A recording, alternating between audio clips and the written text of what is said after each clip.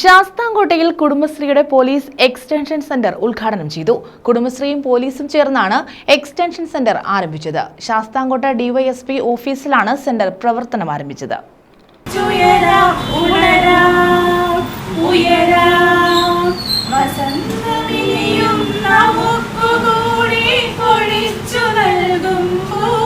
കുടുംബശ്രീ ജില്ലാ mission, police, Sasthamkotta ഗ്രാമപഞ്ചായത്ത്, Kudumbashree CDS എന്നിവയുടെ നേതൃത്വത്തിലാണ് സ്നേഹിത പോലീസ് എക്സ്റ്റൻഷൻ സെന്റർ ആരംഭിച്ചത്. ശാസ്താംകോട്ട ഡിവൈഎസ്പി ഓഫീസിലാണ് സ്നേഹിതയുടെ പ്രവർത്തനം.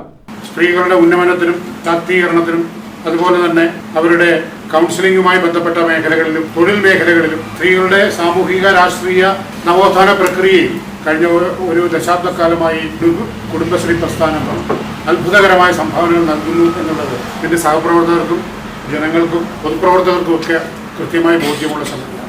എക്സ്റ്റൻഷൻ സെന്ററിന്റെ ഉദ്ഘാടനം കോവൂർ കുഞ്ഞുമോൻ MLA നിർവഹിച്ചു.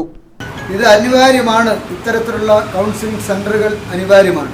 ഇവിടെ ബഹുമാനനായ DYSP സൂചിപ്പിച്ചതുപോലെ നമ്മുടെ സബ് ഡിവിഷൻ ഓഫീസിന്റെ പരിധിയിൽ 5 പോലീസ് സ്റ്റേഷനുകളാണ് ഉള്ളത്. അവിടെ വരുന്ന ചെറുതും വലുതുമായിട്ടുള്ള സ്ത്രീകളുടെയും കുട്ടികളുടെയും കേസുകൾ അവിടെ തന്നെ പരിഹരിക്കപ്പെടാൻ കഴിയുമെങ്കിൽ ആ പോലീസ് സ്റ്റേഷനിൽ പരിഹരിക്കപ്പെടുക.